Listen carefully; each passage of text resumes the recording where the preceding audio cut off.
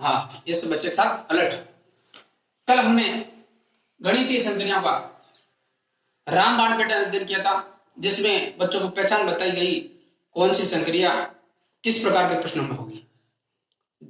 योग की संक्रिया, घटाव की संक्रिया, गुणा की संक्रिया और भाग की संक्रिया, सभी प्रकार का चार्ट बना के मैंने प्रस्तुत किया था और उसमें बताया था कि बच्चा आसानी से कमजोर बालक आसानी से कर सकता है ना बच्चों? बजाओ मत कुछ भी। यहां देखो, बच्चों की दृष्टि से इंपॉर्टेंट क्वेश्चन है।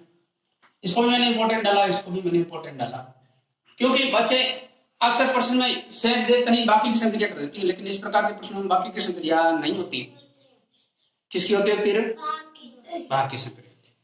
अब देखो, ऐसा प्रश्न देखते हैं, कुल शब्द मिला, बच्चे जल्दबाजी में या किसकी संक्रिया करते हैं? जोड़ की संक्रिया कर देते हैं, जबकि इस प्रकार के प्रश्नों में जोड़ की संक्रिया नहीं होती ना बच्चों? नहीं। हाँ, तो इसलिए मैंने बच्चों की दृष्टि से ये इंपॉर्टेंट है और बच्चों के लेवल का मैं पढ़ा रहा हूं। प्राथमिक कक्षाओं के लिए ये वीडियो बन रहा है, ठीक है ना?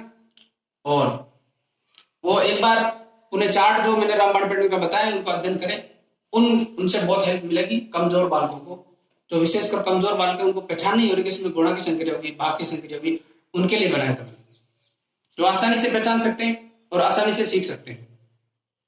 चलो अब हम पहला क्वेश्चन हल करते हैं। 20 चॉकलेटों को 6 बच्चों में बराबर ये ऊपर 2 लिख रखा है, इसका मतलब होता है 2 बार सब बराबर बांटने पर कितनी सेंस रहेगी? कितनी सेंस रहेगी?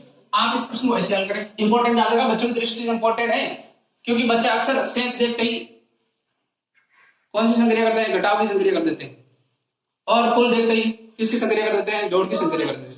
जबकि सेंस की इसमें संक्रिया किसकी होगी? ऊपर वाले क्वेश्चन में संक्रिया किसकी होगी? सेकंड प्रश्न में आपको बता रखा ना? हाँ। आसानी से बता रखा ना?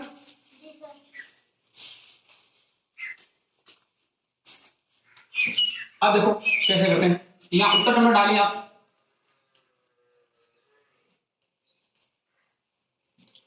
यह लिखो चॉकलेट,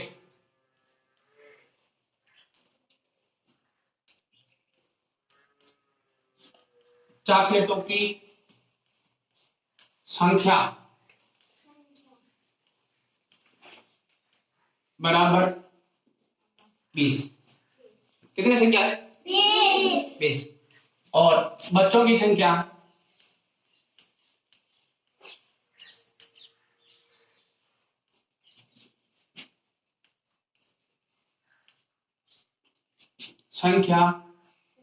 बराबर 6। कितनी है? 6। तो बराबर बांटने पर सेंस रहेगी। बराबर बांटने पर सेंस रहेगी। बांटने पर सेंस रहेगी। बराबर, ठीक है। तो इसमें क्या करते हैं बच्चों? 20 भाजक 6। अब कैसे करते देखो, आप कैसा बनाते ना, और इसमें 20 लिखते हो और यहाँ 6 लिखते हो, ऐसे ही करता। हाँ, तो देखो बच्चों, 6 का भाग 2 में नहीं जाते, जब भी संख्या छोटी आती है भाग कितनी बार जाता है? 0 बार के लिए लिख दो 0, क्योंकि हमने 6 का पहाड़ा कितनी बार बोला? 0 बार, तो 0 आएगा। और 2 घटा दो इसमें से, 2 में से 0 घटाओ 2 आ गए। अब कौन आ गया?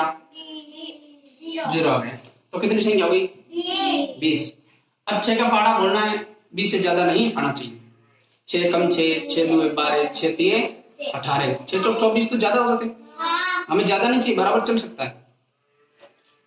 6 3 18, 6 3 18, कितनी बार में आया? 3 बार। ये लो,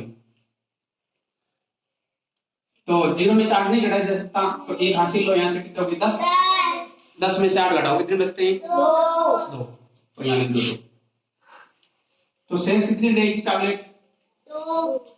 2 चॉकलेट सेंस रहेगी।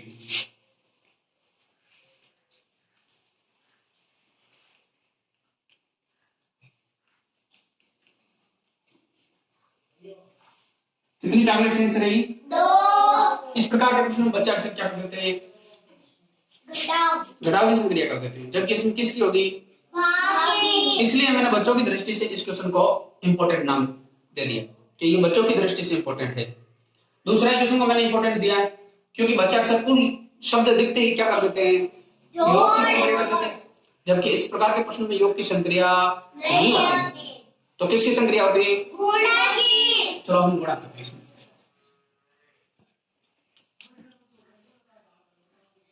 दोनों में ठीक है।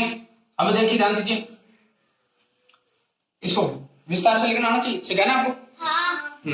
अभी जो सिखा रहा था वैसे लिखना चाहिए। विद्यालय में छात्र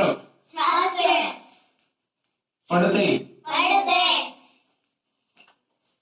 हैं बराबर 165। और देखो, दान दाता ने प्रति छात्र दान दिया, प्रति छात्र दान दाता ने गणवेश के लिए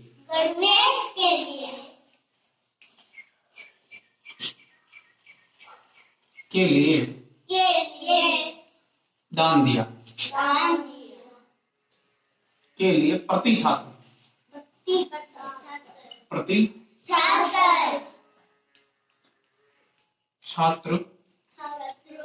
दान दिया बराबर कितना दिया? 550।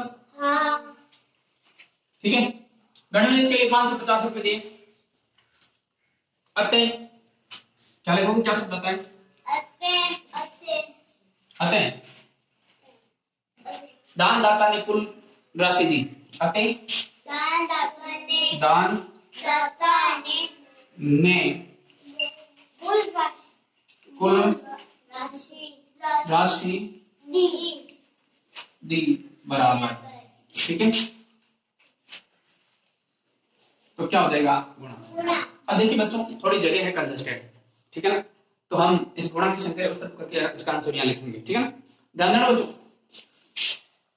थोड़ा छोटे लिख रहा हूँ, वीडियो थोड़ा नजदीक रखना, बच्चों को दिखाई देना चाहिए, यूट्यूब बच्चों को दिखाई देना चाहिए। तो देखो बच्चों, 0 का पारा 5 बार बोलते 0 आता है, 6 का 0 का पारा 6 बार बोलते 0 आता है, 0 का पारा 1 बार बोलते 0 आता है, क्रॉस। ठीक है, 5 का पारा 5 बार बोलते कितना आता है? 25। कितना आता है? 25। 25 के 5 हसल के 2, हसल के कितने बचे? 2। 5 का पारा 6 बार बोलो कितने आते? 5 छंग 30 में 2 जोड़ो 32। हसल के कितने बच गए? 3। 5 का पारा 1 बार बोलो 5 एकम 5 में कितने जोड़ दें? 3 जोड़ दो 8। एक गुणा पूरा हो गया कंप्लीट, दूसरा गुणा पूरा कंप्लीट, तो ये 2 गुणा के चिन्ह लगा दो आप। अब वैसे वही संख्या लिख दो, सेम पारा बोलना आपको, तो बोलने की आवश्यकता नहीं है ना बच्चों। अब इसका क्या करोगे आप? योग कर दो। 0 में 0 जोड़ो कितना आता है? यह कितना आएगा? 5 और 2 8 और 2 8 और 1, तो आंसर आ रहा है 90,750। कितना आ रहा है? 90,750 रुपए। समझ में आ गया क्या? जी सर। किस किस को आ गया? अब आप चलिए, दो संख्याओं का योगफल 7,872 है, एक संख्या 5,499 है, तो दूसरी संख्या ज्ञात कीजिए। ठीक है ना। अब बच्चों ये पता नहीं चल रहा है, तो इस प्रकार एक बार छोटे बच्चों को ये समझाइए कि आपके पास में एक छोटी संख्या, एक संख्या है, दो संख्या जिनका योग 5 है, उनमें से एक 3 है, तो दूसरी बताओ कौन कितने आएगी? दो संख्या का योग कितना है? 5। उनमें से एक 3 है, तो दूसरी कितनी आएगी? 2। समझ में आया ना? हाँ। बड़े प्रश्न को हल करवाने से पहले छोटे बच्चों को छोटा उदाहरण देकर समझाएं, बच्चे आसानी से समझ सकते हैं। अर्थात यही 5 बराबर 7,872, तो वो 2 बराबर कितना जाएगा? 5,499 जाएगा। वही तरीका लगेगा।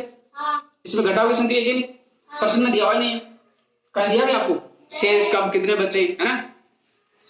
वो सारी बातें कल मैंने बता दी पूरी बोर्ड पर कंप्लीटली।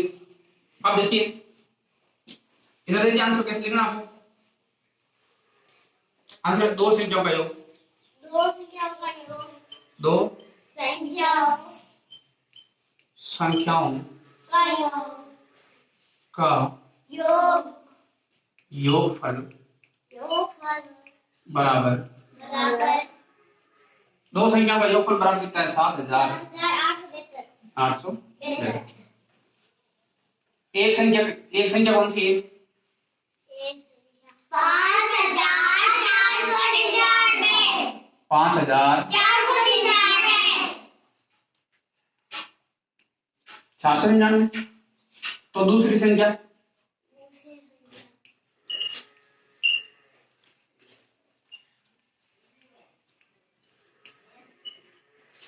तो इसमें घटाव की संख्या होगी, है ना बच्चों। देखो बच्चों, दो में से 9 नहीं घटाई जा सकता, नहीं, तो हम एक हासिल लेते हैं तो कितना हो जाते हैं 12, 12 में से 9 घटाओ 3, शाबाश, बहुत अच्छे बच्चे। यहाँ कितने हैं 7 है 6, 6, एक हासिल और लो कितने हो गए 16, 16 में से 9 घटाओ कितने बच गए 7, 7। यहाँ कितने हैं 7, क्या 7 में से 4 घटाया जा सकता है, हाँ, घटाओ 3, बहुत अच्छे बच्चे। यहाँ कितने हैं 7, 7 में से 5 घटाओ 2, 2। तो दूसरी संख्या आ गई आपके 2373, 2373 कितने आ गई 2373, 2373। अब देखो अगला क्वेश्चन है,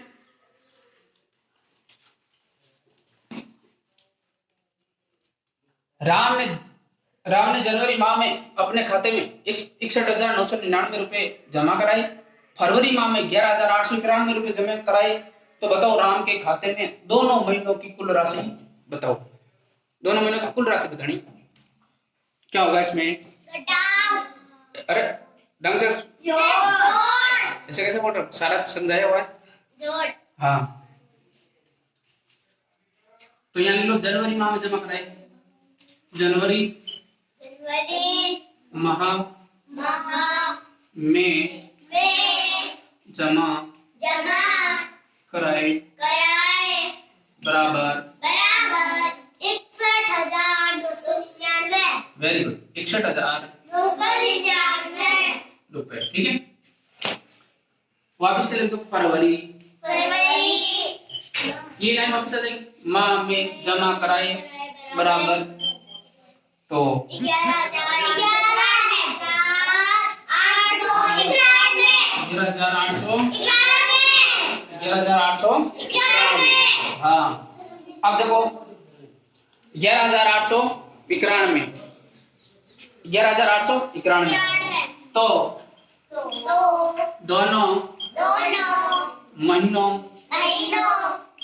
की कुल राशि बराबर कुल राशि। ठीक है, यह राशि